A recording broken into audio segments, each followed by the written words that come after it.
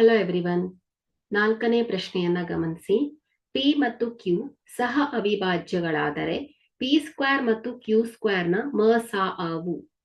ಆಯ್ಕೆಯನ್ನ ಗಮನಿಸಿ. A P into Q, B 1, C P plus Q, D P square into Q square ಅಂತ ಹೇಳಿದ್ದಾರೆ. So ಇಲ್ಲಿ ಸಹ ಅವಿಭಾಜ್ಯಗಳು ಅಂತಂದ್ರೆ ಸೊ ನೋಡಿ, ಪಿ ಮತ್ತು ಕ್ಯೂ ಸೊ ಇವುಗಳು ಏನಂತೆ ಸಹ ಅವಿಭಾಜ್ಯಗಳು ಅಂತ ಹೇಳ್ತಾ ಇದ್ದಾರೆ. ಸೊ ಸಹ ಅವಿಭಾಜ್ಯಗಳು ಅಂದ್ರೆ ಏನು ಮಕ್ಕಳೇ? ಸೊ ಅವುಗಳ ಸಾಮಾನ್ಯ ಅಪವರ್ತನವು ಒಂದು ಮಾತ್ರ ಆಗಿರತ್ತೆ. ಸೊ ಒಂದನ್ನ ಹೊರತುಪಡಿಸಿ ಯಾವುದೇ ಸಾಮಾನ್ಯ ಅಪವರ್ತನಗಳು ಹೊಂದಿರೋದಿಲ್ಲ ಮಕ್ಕಳೇ. ಸೊ ಅಂತಹ ಸಂಖ್ಯೆಗಳನ್ನ ನಾವು ಸಹ ಅವಿಭಾಜ್ಯಗಳು ಅಂತ ಕರಿತೇವೆ.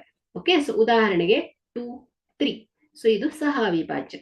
ಯಾಕಂದ್ರೆ ಇಲ್ಲಿ 2ಗೆ ಅಪವರ್ತನಗಳು 1, 2.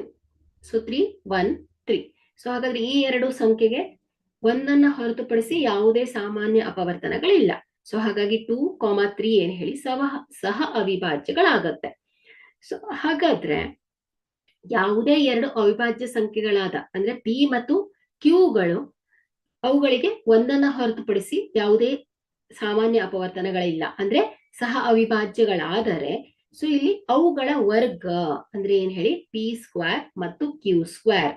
ಸೊ ಅವುಗಳ ಮಸಾವು ಕೂಡ ಏನಾಗಿರುತ್ತೆ ಮಕ್ಕಳೇ? ಒಂದೇ ಆಗಿರುತ್ತದೆ. ಓಕೆ, ಸೊ ಹಾಗಾದ್ರೆ ಇಲ್ಲಿ ಕೊಟ್ಟಿರುವಂತಹ ಆಯ್ಕೆಯಲ್ಲಿ ಬಿ 1 ಏನ್ ಹೇಳಿ ಪಿ ಸ್ಕ್ವೇರ್ ಮತ್ತು ಕ್ಯೂ ಸ್ಕ್ವೇರ್ ನ ಮಸಾ ಆಗತ್ತೆ. Thank you.